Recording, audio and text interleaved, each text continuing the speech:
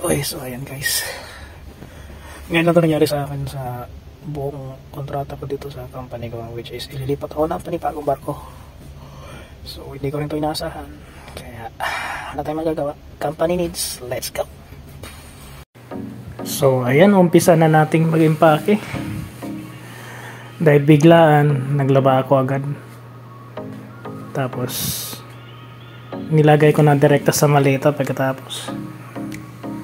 Kasi bukas ng umaga, biyahe na natin. February 1. Nandito pala ngayon sa Cadiz. Ayun, nagbababay na ako sa mga kasama ko. Parang ano lang eh. Ganon talaga, wala tayong magagawa. Ito yung kailangan ng kumpanya. Kaya ano talaga, kailangang sumunod sa kanila. Ayun, lumabas ako ng barko na. Kinamagahan. Ayan. So, papunta na ng airport. Pasakay na ako ng aeroplano. Galing Cadiz, Spain. Papuntang Madrid. Ang ganda ng view, di ba? Grabe, oh.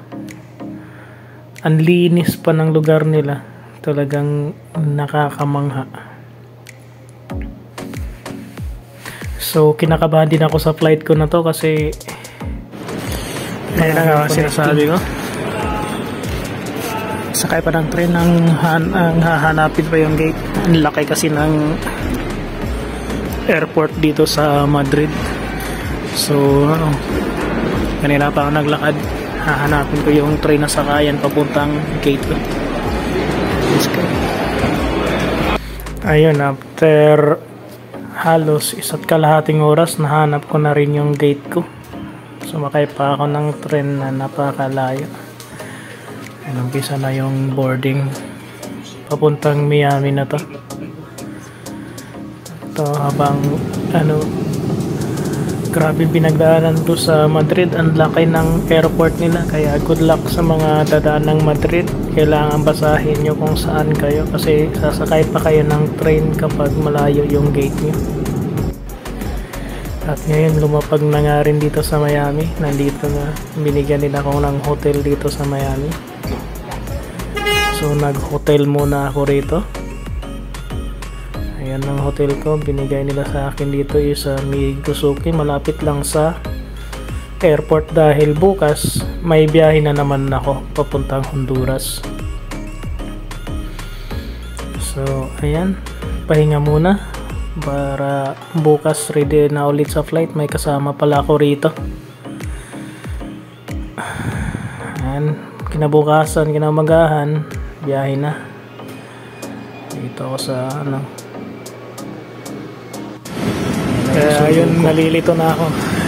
Check nyo na lang. Kaya napansin nyo, mag-isa lang din akong nag-travel sa mga baguhang sasampa, mga baguhang mag-flight. Maaaring maiwan kayo ng flight, pero huwag kayo mag-alala, i-assist naman tayo ng kumpanya. So ngayon sasakay ako ng train papuntang day number 8. Habang pa ako ng train.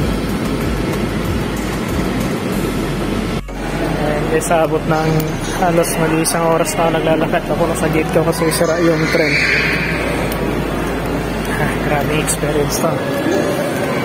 Miami Airport going to Roatan, Honduras, final destination. Nangyagaling sa Cadiz, Spain, papuntang Madrid. As Madrid, papuntang Miami. Kasi ngayon, papunta namang Honduras. Okay, mahaba-habang biyahe ito. So, may panibagong update. Nilipat yung gate ko. Hindi naman dun sa day 8. Sa day 19 daw. Kaya laging mag-check kapag nasa gate ka na kasi maaaring malipat yung gate. Tulad nito. Medyo malayo-layo din. Hahanapin ko na naman ulit yung day 19. Ang galing may mag-check dito. Para hindi kayo malito sa flight nyo. Kasi pag di rin kayo nag-check, maiiwan talaga kayo.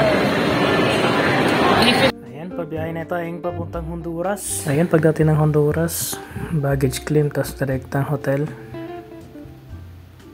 So ayun na kasi nandun ako sa airport sa Honduras. Nakarating ng Honduras. Parang kabado eh. Nag-iisa lang ako, tapos yatid ako sa hotel. Tapos yung lugar dito parang lang. Parang yung lugar namin. So update na lang mamaya kung sana may wifi sa hotel. Biyahe na kami ng mga 10 minutes or 15 minutes. Update na lang ulit mamaya. So dumating na ako sa hotel. Ayan, nandito yung hotel ko. Parang nasa probinsya ako. Ayan, may mga statue pa, mga pirata. Sa Yacht Club pala to. Ayan, bukas magjo-join na tayo sa barko natin. Pinapaghanda ako 10 o'clock. 10 AM pala, sorry. So ayan, ito na pong update ko sa biyahe ko. Ito yung tapat na room ko. Ayan, ito yung room na binigay sa akin. Meron namang CCTV lahat. So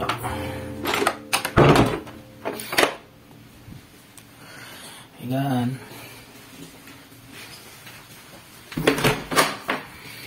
tsaka CR, shower. Okay na rin.